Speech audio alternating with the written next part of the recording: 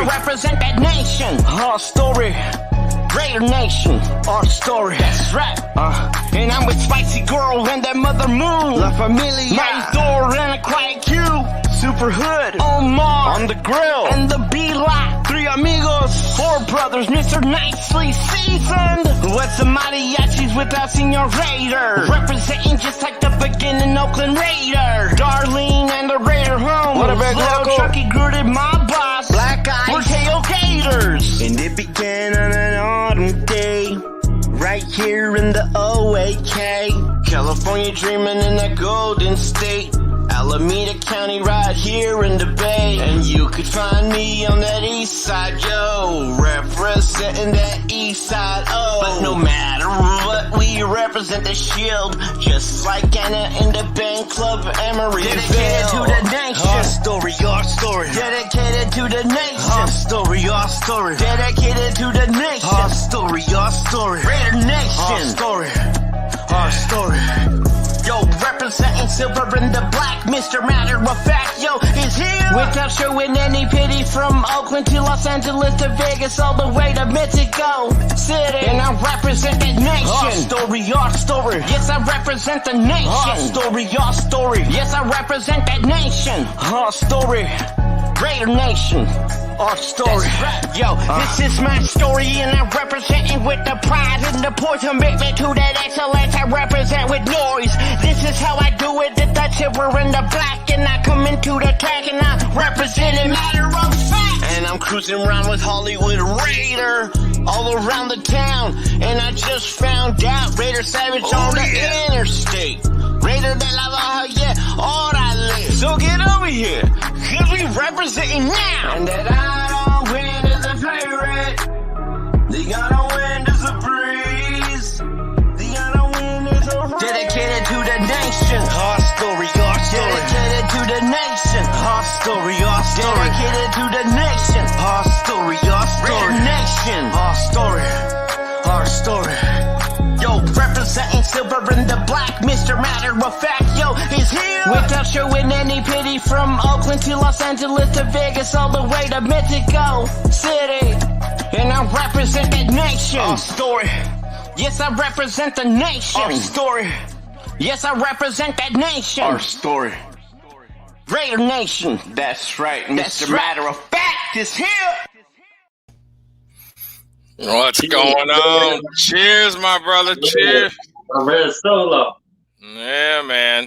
Cheers to that, man. The house. What's up? How you doing tonight, Omar?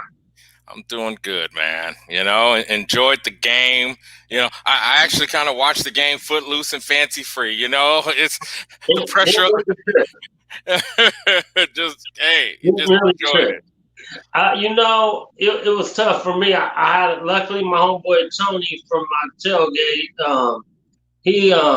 He lives out in Concord somewhere, but he hit me up. He was like, "Hey, this, you know, if you want to come through, I got the direct TV to NFL ticket, but I got this link because I didn't have people through all year. I got this link. He gave it to me. I was able to get the game, but no audio. Whatever. I didn't need to listen to half them announcers are so stupid anyway, right? Yeah. So I watched it, and you know, it was like any other Sunday where I was cussing the hell out of the TV or the computer this time, and going crazy. And I felt like, man, we're gonna give another game that we should have won away. I was so pissed. And somehow we pulled it out. You know, Denver did what we did. They made stupid plays to help give the game away, stepping out of bounds. And how about those Christmas gift timeouts at the end? I was like, Denver, why are you calling timeout? That was a gift. That's what I'm saying. There's like stepping out of bounds when they don't need to. All they gotta do is fall down in bounds. I was like, oh, they're giving us a little backdoor shot. You know, it didn't matter too much to me as far as like, oh, we're not going to make the playoffs anyway. But it did, because I hate the Denver Donkeys with all my heart. I hate them. Oh, by all means. And 4-2 in the division. You know what I'm saying? Like, yeah, and, you know, we're not a losing record at least. That did get Tom Cable fired years ago when he said we're not losers anymore when he went 8-8. But hey, it's better than 7-9 for sure. I mean, it's still a losing season to me because we didn't make the playoffs. No, I feel you. I feel Yeah, you. 8-8. I mean, I don't care, man. We got to get to the I hate it. playoffs, and we got to do something, and we I got to agree. play. We have to play better football all around. I mean, All you around. know, All around. the pick, those picks where the receiver it bounced off his hands.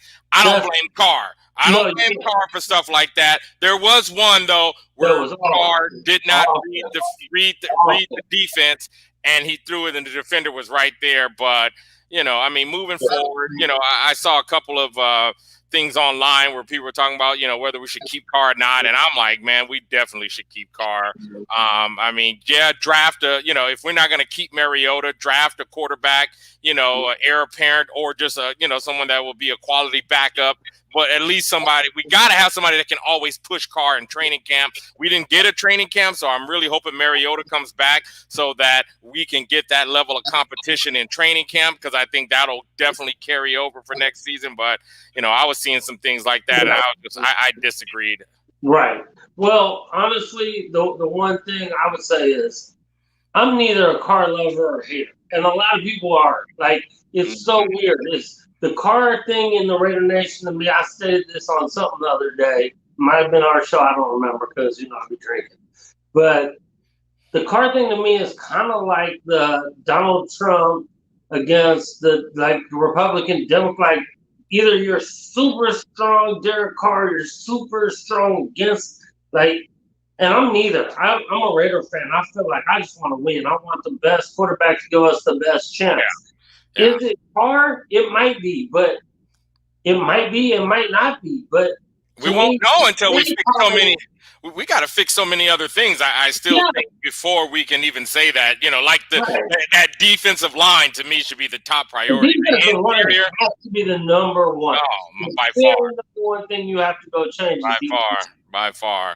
I was a little soft on the defense early in the season because I felt our offense was going to be so strong. I got to admit, I was wrong. I was optimistic with Marinelli coming in. I'm thinking, oh, man, no, hold on. Just give it, I'm thinking just give it a little second. Don't trip. And, I was eating my word. I ate a lot of crow on that. Because after all the stupid stuff, we actually almost gave this game away again with 24 seconds. Like, bro, are you kidding me? I mean, honestly, I was so happy that they decided to go for 2, right? Because it doesn't matter. I felt at the time this is risky because we've been horrible in the red zone. It's risky. I mean, I had no real, it didn't matter too much to me on that. So I was like, good, go for the 2, go for the win or the lose. It's the last game of the year, no matter what. I thank God we got it, though. Thank God we got it. Yeah. It's always good to beat the Donkeys. It's always good. Even if nothing is on the line, it's always good. I mean, shoot, that's for real. Yeah. Amen. I mean, we beat the Donkeys twice this year. Woo! You know what I'm saying? I mean, it's always great to beat the Donkeys. Let's not get it twisted. It's great. They gave us a little scare, though. What's that?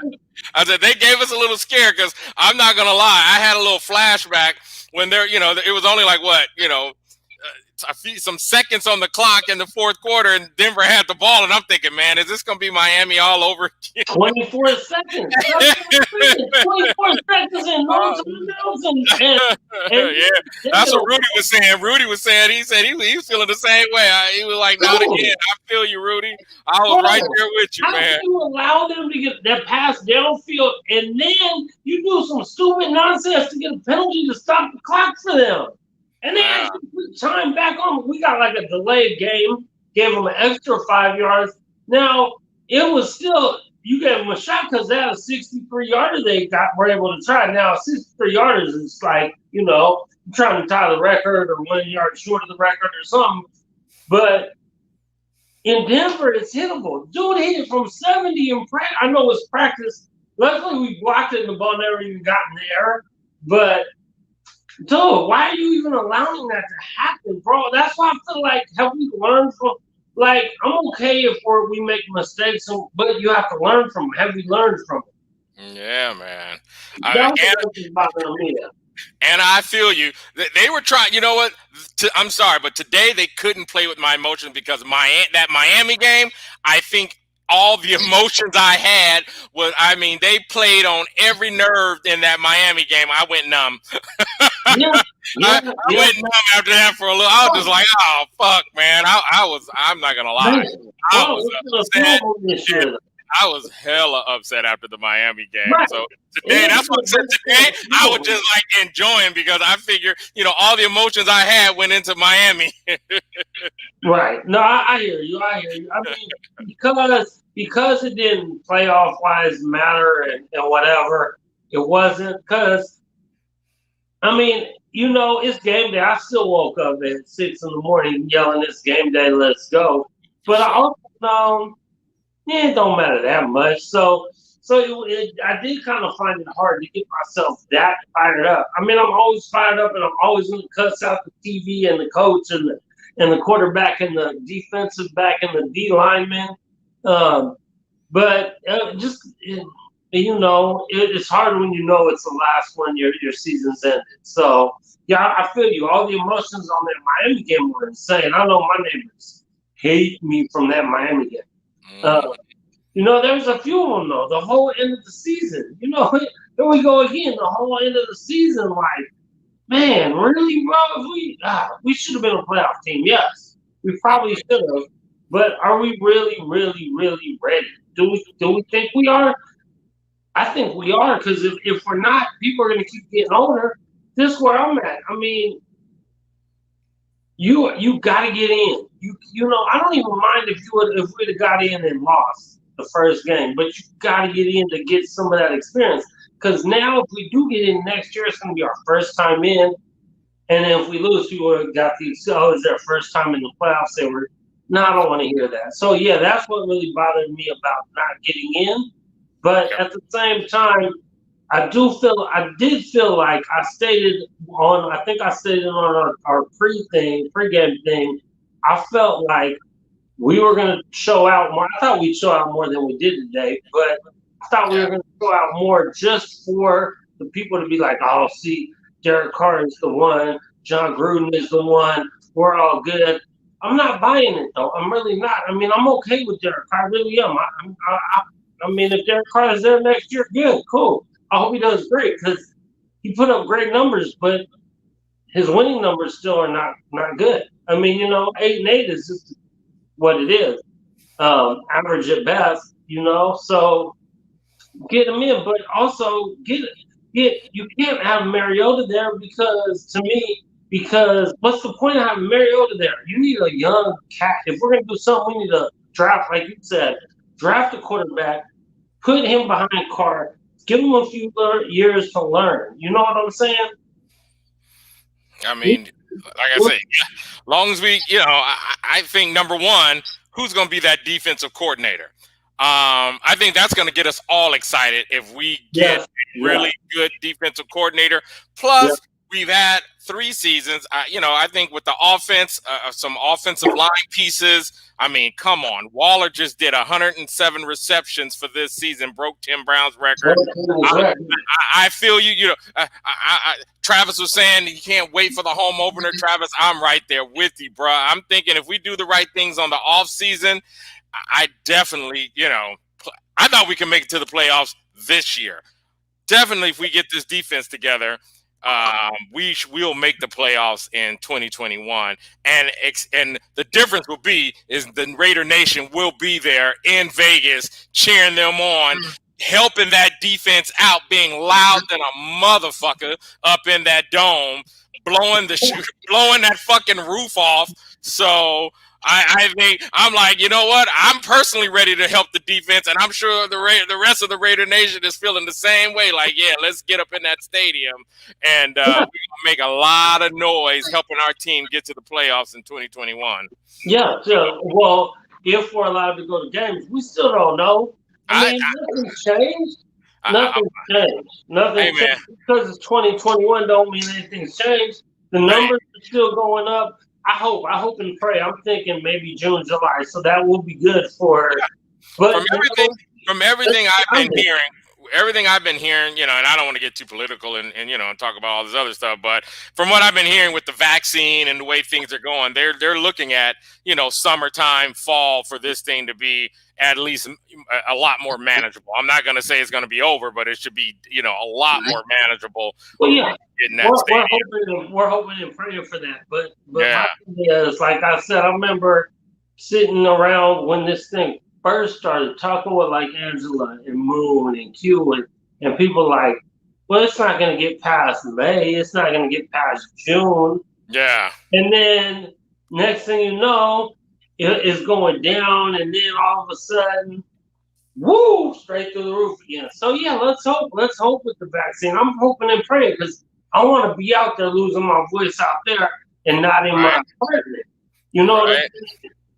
So let's hope and pray because we'll see. What were we 2-6 in Vegas this year? Is that correct? 2-6 record in Vegas, 6-2 on the road. So does the home crowd give us, if we're able to get there, does it give us that extra push? Because if we were think about it, if we were 4-4 at home is okay. Most teams are better than 4-4 at home. Even bad teams are at least 4-4 usually at home. So if we're 4-4 at home, we're 10-6 on the year. That's a whole different scenario, right? And some of the big home losses to the Colts and things like that, Miami and the Colts, it's just, man, bro, 4-4 at home with those wins would have got us in the playoffs. And if the crowd is there, will it get us there?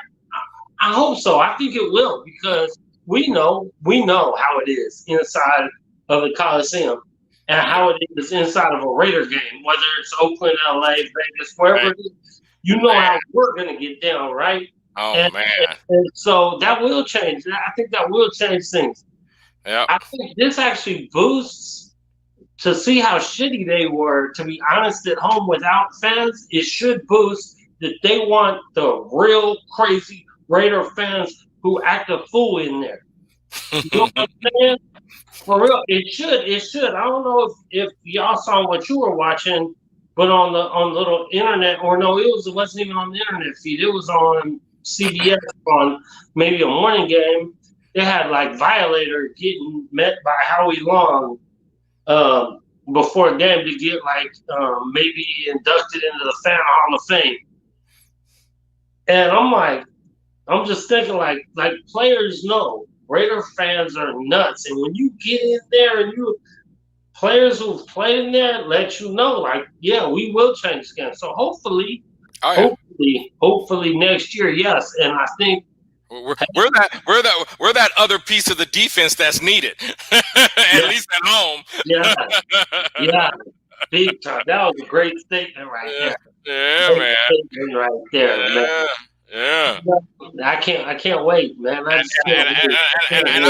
And I'm sure I'm not alone here. I mean, just looking at the comments, these guys, man, Raider Nation, we are highly anxious and excited to get in that new stadium. So I mean, it's going to be crazy. It's going to be crazy next season. I mean, I hear a lot of BS. People speculating that, because it's in Vegas, there's going to be other fans and this and that. Yeah, man. You know what? It's so easy to sit back and speculate that negativity when you're a hater. But when you love this team the way we do and the way this nation rolls, man, I have never in 1 minute ever felt that stadium is not going to be full of Raider fans, because I know it is, man, because I'm going to be there just like everybody else that I know. So, I mean, I feel that. I do feel that with that statement about that, but I also understand who we are and what we're gonna do. So it will. I think it will be a lot of other team fans in there, but will it be enough to stop us real Raider fans? Yeah. No. I mean, every game has visiting fans. Every game has visiting fans. Right. I mean, I think they'll definitely have more visiting fans than there were in Oakland because of the stigma of Oakland and how people were scared to come to Oakland because they didn't know really what it was. And that's fine. That helps us out great. So I think there will be some more, but will it be enough? Man, please. We know how we get down. It ain't nowhere near. Come on, man. You know how we do. Yeah, for sure. Oh Definitely. no, man. Hey, Darren Waller did go a little bit crazy. Josh Jacobs went over 1,000. Not to say that's ooh. Yeah. I mean, that's kind of like big whoop. Okay, over 1,000 yards. Oh well, that's like 67 yards a game or something. Oh well, whatever. But it's still a good number to have out there. You know what I'm saying? Derrick Henry don't went over 2,000. So Mhm. uh, but I mean, I think I saw Ruggs a little more involved today, and that I appreciated. I wish that's what I wish they'd have been doing from the beginning. Why Edwards got a touchdown today, right? Like Yeah. you need to get these cats more involved, and I felt like that was on coaching. Why did I mean? I, honestly, I'm real as they come. I didn't want to draft Henry. I didn't want to draft Ruggs. I wanted to draft Lamb or Judy, and then Ruggs. I just wanted a receiver, so I was okay with it. I mean, because we got a receiver, but you saw what Judy did. He got a 92-yard touchdown on us. And Hmm. you see, they've all put up way better numbers than Ruggs this year. The two of them have put up way better numbers than Ruggs, and I just think that's the coaching. Why is the coach? If you draft him, why aren't we using him like that? Why are we not using? I felt like they were using him. They were trying to get him more involved today. I appreciate that, him and Edwards. Um, but I sometimes I don't understand that. That's the whole thing. Sometimes I don't understand what they're doing. I don't understand what John Gruden's doing. I don't understand what the coordinator's doing. I'm like, dude, really? We're sitting here and we could do this better than you. Pay I me mean, what you do. I was still, one of my biggest head scratchers from the season is that I saw, and please correct me if I'm wrong, but it seemed like almost, 99% of the runs Jacob did was right up the middle. I was like, why haven't we tried to get him on the perimeter? I'm like, well, can he not? I mean, he's fast enough to hit the perimeter. I'm scratching my head about that. I'm thinking like, what's going on with that? To me, that was one of the biggest failures in our running game. To me, is that nobody ever had to worry about us trying to run on the perimeter. I was like, okay, why is this? Can he not do it? Is he not fast enough? Well, what do you think? So no clue. Hey, Theo Riddick had a pretty good game. I didn't even know he was still playing. He had a pretty good game today. Theo Riddick, the running back. Yeah. What was Rashard hurt or something? I don't know. I didn't. Yeah, it's been so much turnaround and injuries and stuff. That's one thing with this season because of COVID, because shit like that. It's kind of hard to say. I mean, but still, it looks like Kansas City and Green Bay to me. Maybe the Saints. I'm hoping that the Bills or somebody or Tennessee beat Kansas City. I'll enjoy the playoffs when Tampa Bay, KC, and Indy are out, because I don't want to see Phillip Rivers get shit. Right. So I'm rooting on anybody playing Indy. I think Tennessee is going to play Indy next week. I think. Okay. And I would love to see them handle that.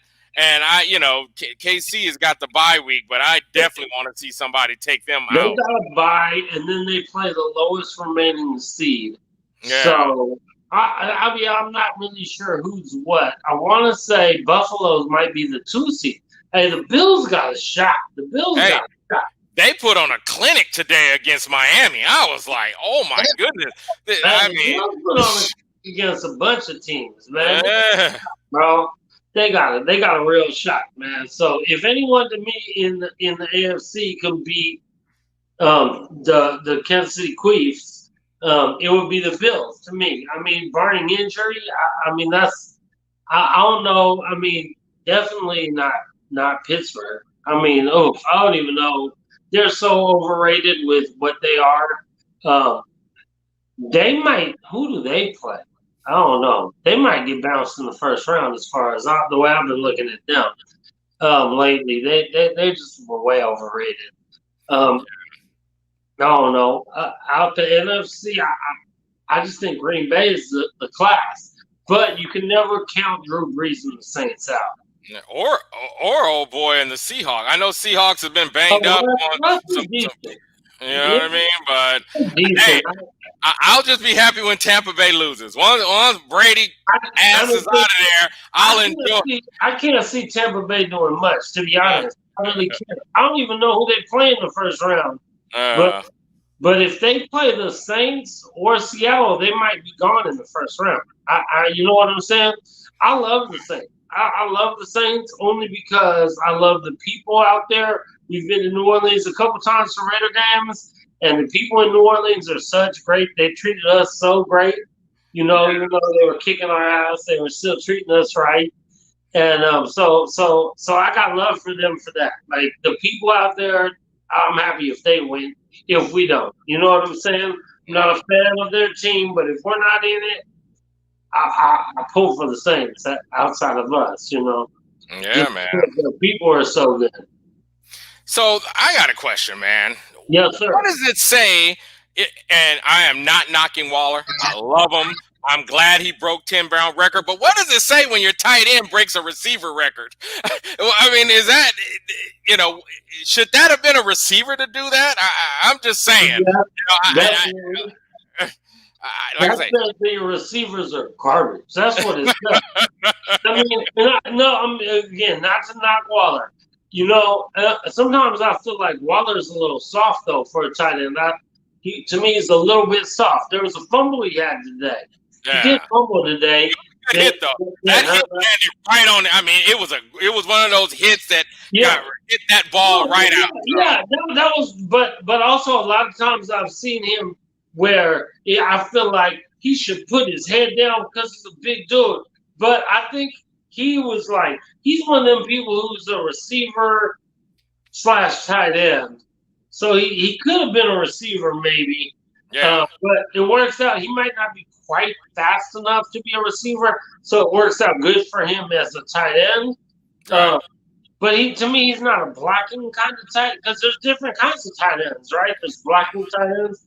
To me, he's not physical. Waller is not physical enough for me to be like he's a great receiving tight end. Yeah, I love him. I mean, I love his game. I haven't seen him like miss blocks. I just haven't seen him block enough to kind of rate him as can he block as a tight end. But I can't recall a moment where I saw him where he was supposed to block and he totally got blown up or something. I'm gonna disagree with you on that. Where I've seen him kind of shy away from blocks. Well, but was he supposed to just chip a guy? But that's what I'm saying. Was the play where he just needed to chip him and then just keep going? No. Okay. No, where the running back had the ball and he could have got over there and got into some stuff. And not because I love Waller. I really love Waller. Me too. As a receiving tight end. So I just feel like he could do a little more on that. Maybe he should get in the weight room a little more. And then I think he could definitely be like one of the top tight ends of all time. Like that's how I feel about him. Like he's that quality, but he's just a little bit like Nass for me. Yeah. But you know that. But what he does on the receiving end makes up for it, I suppose. And why is that again? So what's up with the receivers when your tight ends breaking the receiving record? Yeah. But for your team anyway. I mean, like I say, that's great for Waller. I love him. Congratulations to Waller. I'm just, maybe that's just my own personal challenge to the rest of the receivers. Like, hey, man, tight end just broke Tim Brown's record. Y'all step up next season. You know what I mean? Like, come on. You got to. You got to. Like, our receivers, like, if we had a true number one receiver and we had Waller, shit. Oh, my God. That's okay. So this where you have the argument about our defense being so horrible. And yes, our defense is awful. Yeah. But our defense kind of kept us in the game a little because they should have been blew us away today. And our defense, even that Miami game, our defense kept us in the game, obviously, until that last. But if it wasn't for that, the game would have been we'd have got way blown out. They kept us in the game for a while. Our defense is so young. I mean, to some extent, Abram is kind of his rookie year. He had one quarter, right? So it's kind of, I still think he's not the sharpest tool in the shed, but to me, as defensive coordinator, need to get in. Like, dude, you can't be taking stupid penalties, stuff like that. Arnett, I mean, he's a rookie. Rookies make dumb rookie mistakes, and the coaches need to get on them about that. Yeah. So I mean, you just gotta. To me, a lot of the young cats. I mean, Mad Max. We all are like, oh, Mad Max is a beast. Everyone says that. I mean, his season was okay this year, but he has no help. If he had help, to me, if you got another, that's why D line to me is the number one thing. If you had another edge rusher, if you had an edge rusher, you had Max, you move Cleveland fairly to the middle, man, our D line could be decent, right? And speaking of Mad Max, I mean, it looked like, I believe at the end of last year, Incognito was teasing him about, hey, get in the weight room, and put on a little weight. It looked like he did, but do you think it slowed him down a little bit? Or do you think it slowed him down, or is it just coaching? You know what I mean? Because I still think he's a stud. I love Mad Max, but do you think it was the weight? Because I don't think he got. Did he get as many sacks this year as he got last year? I think this is what I honestly think it was. I think that he doesn't have any help. Yeah. So all the attention is on him to stop him. Before last year as the rookie, there was no attention. It was all a surprise, right? Yeah. So I agree with you. He isn't quite as fast as he was in his rookie year. So that might be a little bit weight, but I don't think it's that big of a factor. I think the biggest factor is that all the attention is on him because he doesn't have any help. Yeah. So to me, you got to go out and get D-line help. I don't care if you go free agent D-line or if you go draft D-line. I think I was kind of looking at the draft a little bit. I'll probably look at it more when the draft comes around. And Quincy is really a big college dude, so it'll be better for him. Like, I might even sit down and just chill with him one day when things are kind of cool to just chill with the homies and talk about some of these cats coming out. From what I was looking at, I thought the D-line class wasn't necessarily great this year. So I think maybe free agent D-line might be the way to go. Yeah. And if that's the case, then I say you got to draft defense. Then maybe you draft a tackle or guard. Guard or a tackle.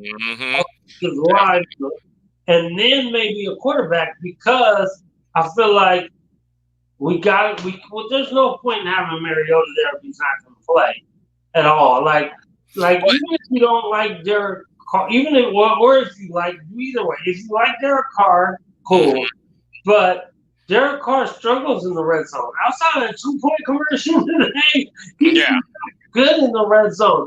And Mariota might be a little better with the speed. Again, a lot of the play calling this year has been horrible.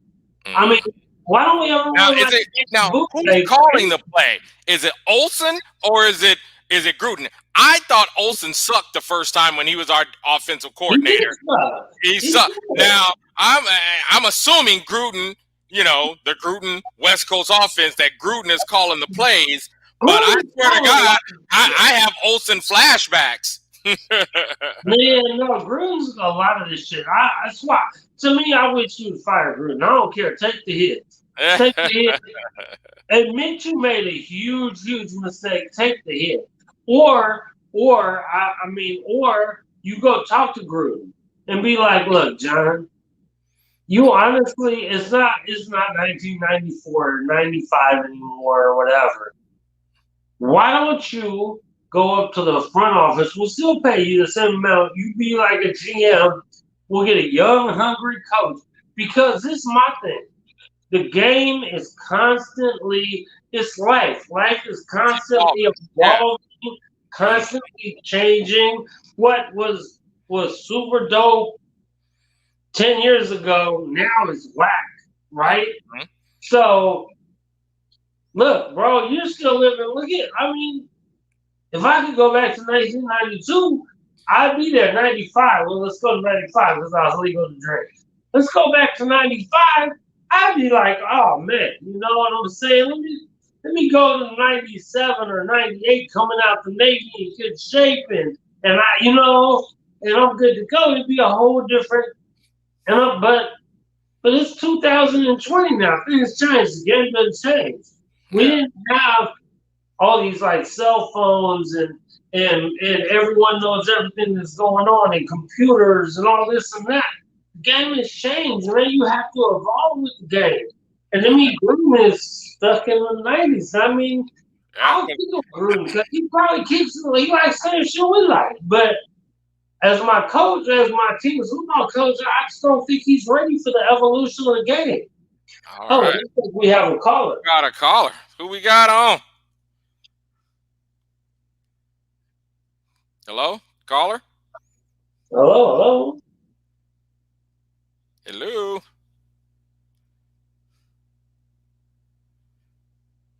Okay, well, maybe they're going to try back again.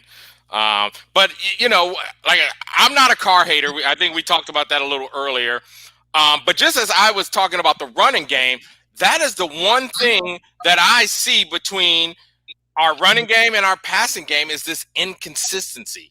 And is it coaching? Sometimes I think it is. You know what I mean? Have you guys? I know there was a couple of times this season I got so excited watching Carr.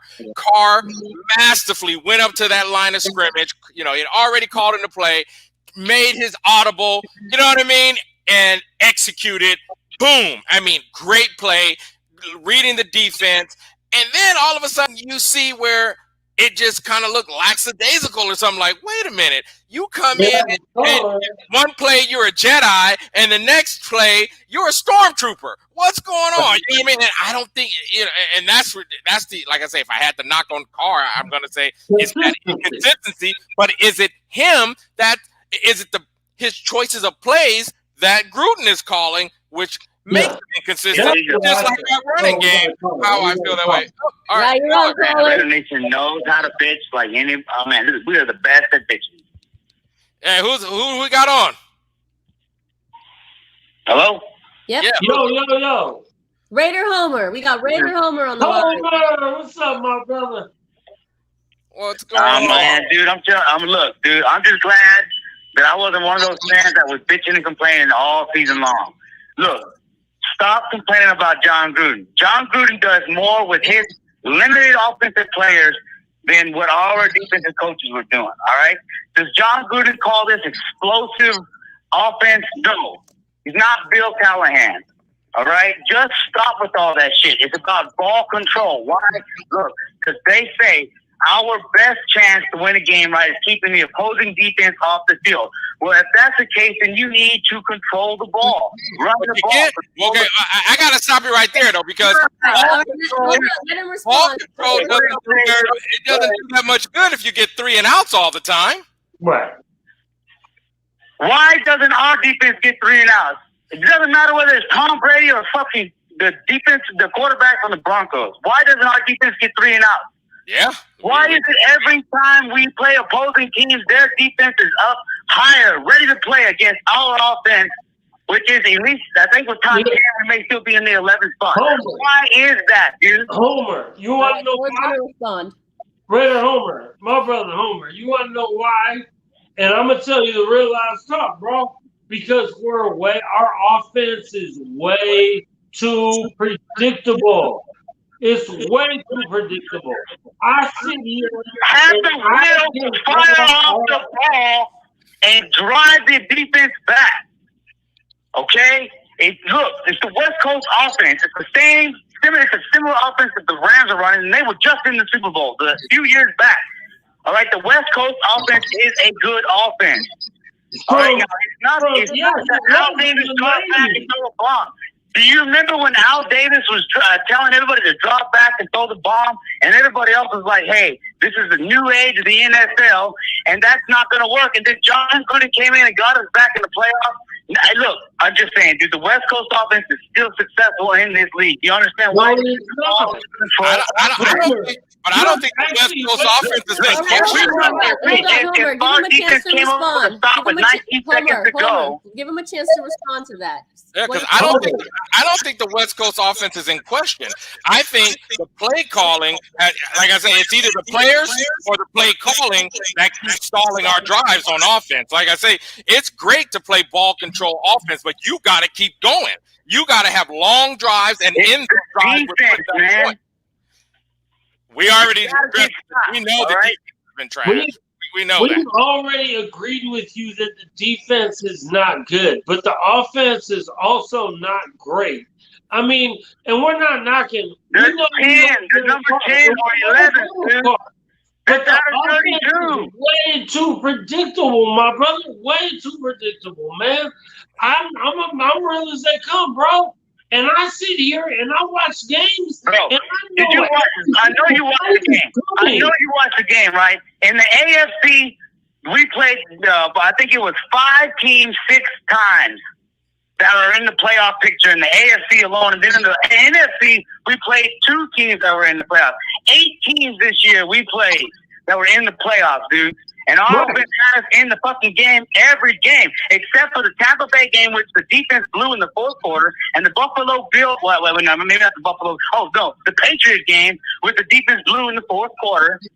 All right, like just stop, dude. Like sometimes our defense has to come. Everybody's like, you can't kick field goals and win. Untrue. You can kick field goals against teams like the Dolphins and win. You cannot kick field goals against the Chiefs and win. And we were still in both of those games. But sometimes our defense has to hold the opposing offense to more field goals and or get a stop. We gotta give them a chance to respond to your comments. You guys care to respond? Oh, my bad. I mean, well, some of the things on offense that we were talking about is, number one, the running game. It seemed like the running game, and if Homer, if you've been paying a little bit closer attention, it seemed like we only ran up the gut. I didn't see anything running on the perimeter. I think Jacobs was definitely good enough to hit some perimeter runs. Do you have a little bit of insight on that? Because, that's part of what we were talking about, and then some of the inconsistency in play calling. Not that, the West Coast offense is shit. No, okay, the thing is, our defense can't set the edge. I don't necessarily. I do think that the West Coast offense is not that great. It's really not. It was great in its time. Just like when Al Davis came in and changed the game up with throw the deep ball and go deep and stretch the field, it changed the game. The game evolves, and we have to evolve with the game. The game is not necessarily there. All right. Well, thank you for your call. Thank you for your call, my friend. All right, yeah, we just got hung up on. All right. I didn't hang up on you. I thank you for calling in. All right, well, cool. Appreciate it. All right. I love you, bro. We're sport people, so I love you, bro. So looks like Raider Homer loves the West Coast offense. Yeah, that's my takeaway, and he loves Gruden. Listen, you know what? And Raider Homer, I hope you're still watching because I love you, bro. I think you're a good dude. I think you're good people's man, and I feel like I know for sure you're a real life Raider fan, and I'm a real life Raider fan, and we can disagree on some things or whatever, but. To me, in my opinion, I feel like that we need to the offense needs to evolve with the times, and it's way too predictable. If I can sit here as I don't know what the term is, a layman, someone who's not in that profession, and I can sit here and watch games all day and call out what they're doing, what the play is going to be all day. And you're going to tell me that the professionals can't do that? It's way too predictable. That is Like, okay, the West Coast offense might be fine if you put a little twist, a little something. I mean, the same old, I all my life have been a defensive dude, a run the ball, eat the clock, play defense kind of dude. So it bothers me. But the league has changed with all these punk ass rules where you hit people too hard and they get bruised on their chin, and now there's a penalty on that. Or you hit a guy with your pinky on his helmet, and that's a 15-yarder for hitting him in the head. Hey, Thor, on that point, real quick though. Yeah. Let's talk about one play on the game, of course, that broke my heart this season, that Miami game, where and also let's think about, should we even bring him back? But let's talk about Arden Key. That play where he face masked the quarterback, and is he going to be around next year? Key, though. But I agree. I know what you're saying, but I'm not putting that on Arden Key. You know why? Because they were holding the shit out of him. He finally got to a quarterback. He was just putting his hand up. But none of that would have mattered if the cornerbacks don't allow a 35-yard. So what? The time would have still ran off the clock, and they'd have been at the 40-yard line with no timeout. Their own 40. I mean, the cornerbacks, to me, in that play were more in question. But yes, do we bring Arden Key back? Because he's not really doing much. Where's the pressure? Yes. There's a couple issues there. There's so many issues on that. I mean, like I say, I think players like him definitely should be on the bubble. Just because, I mean, we put in a lot of work with Arden Key. We thought we got him at a good position. I think we picked him in the third round or something like that because of some issues he had at college, and they were saying he would have been a little bit higher, first or second rounder. But now we're Are we 3-4 seasons with Arden Key? 3 seasons? I can't remember exactly. But that play, though, of course, and Gruden called it the most horrible play ever, whatever, in that Miami game. And, of course, it goes without saying that our defense needs a lot of work. And like I say, right now, he's my poster child. Our defense needs to work. So, Homer, if you're still there, yes, our defense needs so much work. That goes without saying. We're not blaming the defense at all. At all. We're not blaming. That's a double negative. So what I'm saying is we're definitely blaming the defense. Yes. But we're blaming a lot of people. It's not just the defense. It's not just the D. Right. I mean, trust me, if our offense improves and our defense improves, we're in the playoffs 2021 for sure. Look at if our defense was a middle of the road defense, a 15th rated defense in the league, we'd have a shot, like a shot, not for the playoffs. I'm talking about a shot to win it all. If our defense was middle of the road, it would be a shot. Oh yeah. But definitely, I'm talking. My argument is more. I want to be the best team in the league, bar none, and that includes making the offense a little bit better. All right, it could be a monster. It could be a monster. It could be a monster. You know what I mean? Like if you're playing. I mean, if we look at the West Coast offense we had in prayer year. Gannon would just dink and dunk, but those drives keep going. You know what I mean? And that was one thing I was trying to point out is that, I seen plays. I mean, when we played Tampa Bay, our run game got damn near shut down. You know what I mean? You were not going up the gut. And my big question, and there's been some other games where I scratch my head and I'm like, why don't we run, take Jacobs outside a bit? You know what I mean? Like, why not throw in some of those plays? Those are just some of my head scratchers that I had from this season. I do not understand, again, why we drafted Ruggs and why I feel like damn near every single motherfucking game, every game, the very first offensive play of the game, Derek Carr should take the snap, boom, fake that to Ruggs, pull it back, and throw it as far as he can down to try to hit Ruggs. Whether you hit him or not, to stretch out the D. Like, I thought that's why we're getting him. Why have I not seen that? Yeah. Why have I not seen that? You know what I'm saying? I mean, I remember early on. Do you remember, like, you know, we didn't have I guess, you know, that short training camp we had. You heard more. I remember hearing more about Brian Edwards than I did of Ruggs. You know what I mean? Like, he was shining, but yet even he disappeared, you know, and I don't know I can't remember if it was some injuries or whatever he had during the season, because I know, you know, a lot of people went out games for COVID and things like that, but I just think maybe they just both need some more time. I'm still very optimistic about Ruggs and Brian Edwards, and I'm just hoping that maybe the complexity of the offense, you know, in next season, that piece will just kind of, you know, I think, you know, they will gel a lot more with Thor. So. Right, for sure. I mean, you know, again, we are a very young team, right? We're a very young team on offense and defense. Yeah. So, you know, we'll see. There's a famous quote that says, "Youth is wasted on the young."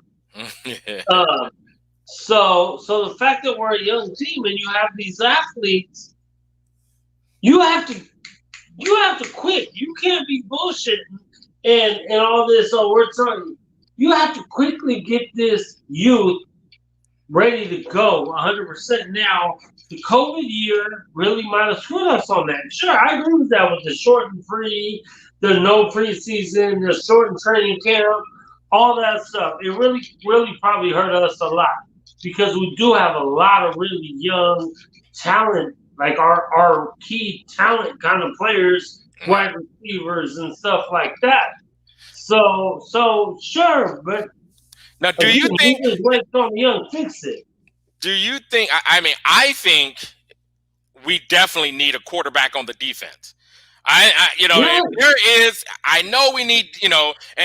Here's where I would be torn, because I have not kept up that well with who's coming out of college right now. So if anybody else has some ideas, you know, please chime in. But I'm thinking we need a stud middle linebacker that can call this defense. I mean, old boy that we had last season, even though he kept, he knew Gunther's defense, but he just, you know, he got suspended, and you know what I mean. But everybody knew he was the smartest guy in those defensive rooms and those defensive meetings. We just need a guy who won't do all the stuff to get himself kicked out of games and suspended. I think that's one of the keys that we didn't have this season that we did in seasons past. And then, of course, we definitely got to get some defensive guys up the middle. But that would be my coin toss with that. I think we got the number 17 pick in the draft, you know, like I say, depending on who they have on their board, because I know we definitely need a stud D tackle. We got to get a guy who can command a double team in the middle to get those ends. Like I said, I'm not sure if there's a monster, if there might be like one monster D tackle coming out, but he's gonna go like top 4, so he ain't getting to us, right? So that's why I think you have to go free agent D tackle. I mean, and I haven't really looked either, because season just ended an hour and a half ago, you know. Right. So we've been drinking and chilling and whatever. So to me, you've got to go D tackle. But also, linebacker. I feel you. I mean, we need that dude in the middle, that play caller with his head on a swivel that knows what's going on. Yep. That, though, I feel like might have to come from a veteran. Like, it's hard to put a young cat in there because they're rookies. And again, that's what I'm saying. This team is so young that a lot of these rookies are just like getting ate up. Let's be real. And again, I put so much of this on coaching. Well, it might be a little bit of the COVID year, and we haven't had that much. You haven't been able to coach as hard as you should have been. So, do you get a mulligan? Maybe. I mean, you know, kind of. But if you do this shit again, no. I'm just It's definitely going to start when they pick our new defensive coordinator. I think from there we're going to either get anxiety or a sigh of relief, depending on who that defensive coordinator is, and then looking at what we're going to do in the draft. Right now I still think Mayock is doing a decent job as GM in drafting. So I believe that between free agency and the draft, we'll address some positions, but it's all going to be, to me, heavily dependent on who this defensive coordinator is. If the coaching isn't good, I don't think we're going to get a tremendous amount of improvement, even with some new players. So, I mean, unless we just do something phenomenal that I don't, you know what I mean, with some players, but we got to get a good defensive coordinator, man. And there's some good guys out there.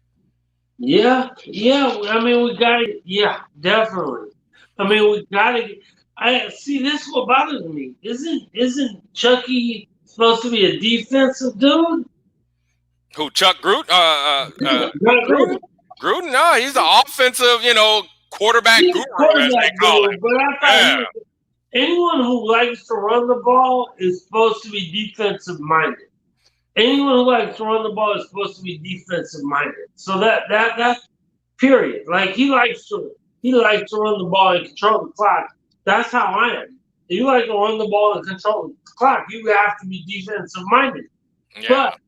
But if your defense isn't up to snuff, you have to pivot and be like, okay, we have to score. We have to outscore the other team. Mm-hmm. You know what I'm saying? We have to go blow for blow. I mean, it's like a heavyweight battle. We're going blow for blow, toe to toe, let's get it done.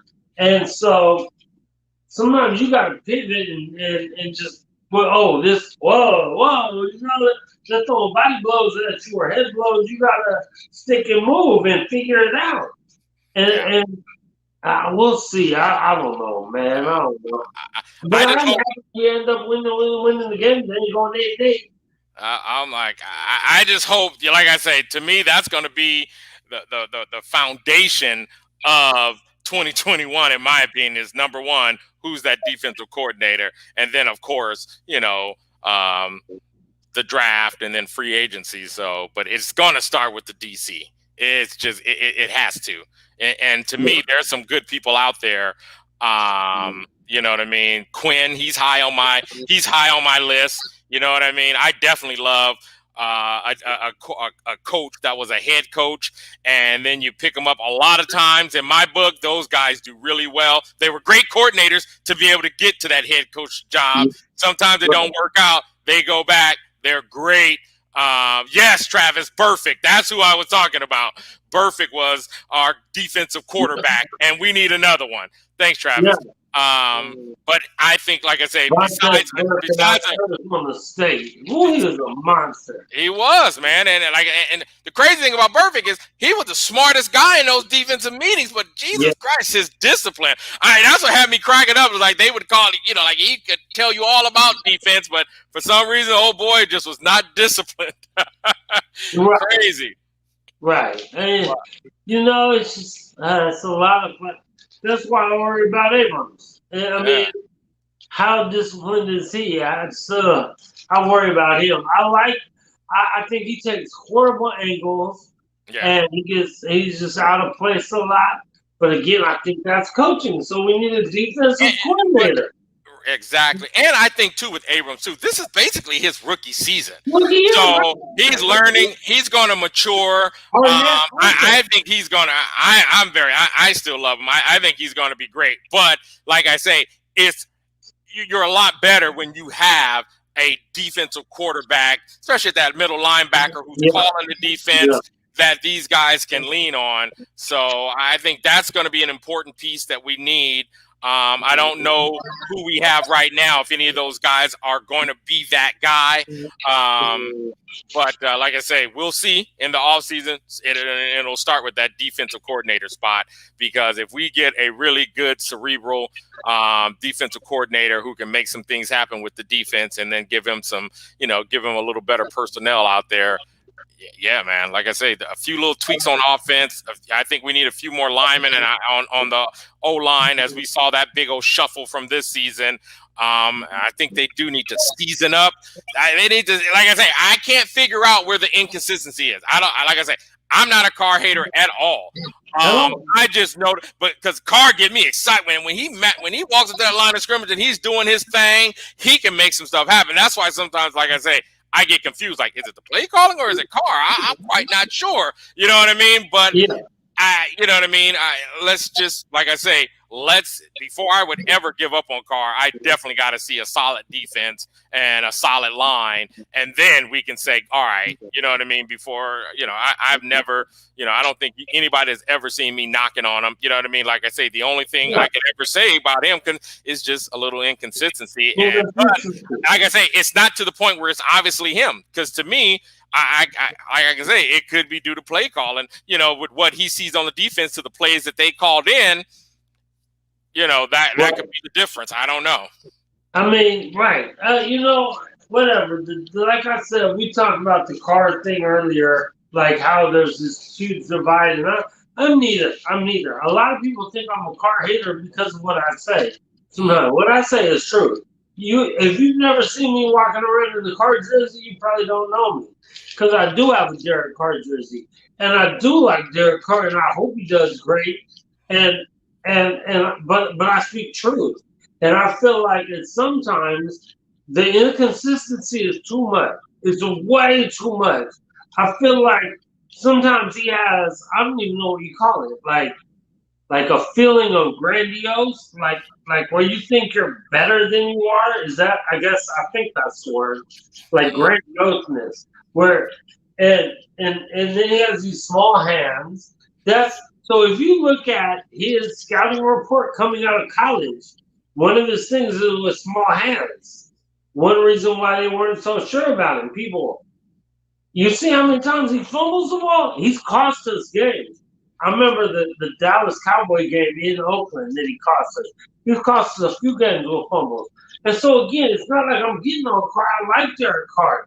But he's a little bit scared in the pocket. That was another thing in his scouting report. You can look up his scouting report online coming out. He's a little bit scared in the pocket. He has small. There's a couple things but I really think that Derek Carr is a good quarterback. For sure. And coaching is maybe not quite there for him. Like the inconsistency, not necessarily of him, but of the coaching and so this is another one of my personal main complaints on Carr. His and nothing wrong with it because my mom goes to church all the time and stuff like that. But his church going ways, and ain't nothing wrong with that at all. But he feels like John Gruden is his coach. He has to be John Gruden's dude. No, you know what? I want you to be the dude. You are our quarterback. Be the man. That's why I need you to be our dude. Like, take over. Be the man. Yep. That's what. And then maybe that inconsistency would go away if you took over and just took the reins of life. I'm taking this. You have that kind of little bit of about you where you think you're the man to do it. Well, then do it. Yep. All right, man. Hey, boss man. Well, that's it, you guys. Hey, thanks for tuning in. We'll be back Tuesday night with our take at 6 p.m. Hopefully all of us is going to be here. You guys show up too. Anyway, hey, go Raiders. Let's go. Baby, all day, man. Season's over. But next year, man, we coming strong, man. Let's go. Let's go. Right. Raider Nation all day, baby. Love y'all. Let's go. Raiders.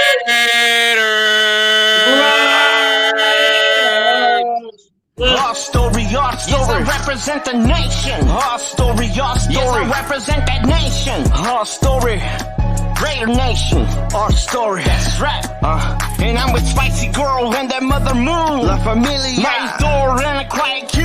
Super Hood. Omar. On the grill. And the B-Lot. 3 Three amigos, four brothers, Mr. Nicely seasoned. With some mariachis without Senor Raider. Representing just like the beginning Oakland Raider. Darlene and the Raider home. What a big Little local. Chucky Gruden, my boss. Black Eyes. We're tailgaters. And it began on an autumn day. Right here in the OAK. California dreaming in that golden state. Alameda County right here in the Bay. And you could find me on that east side, yo. Representing that east side, oh. But no matter what, we represent the shield. Just like Anna in the band club Emeryville. Dedicated to the nation. Our story, our story. Dedicated to the nation. Our story, our story. Dedicated to the nation. Our story, our story. Raider Nation. Our story, our story.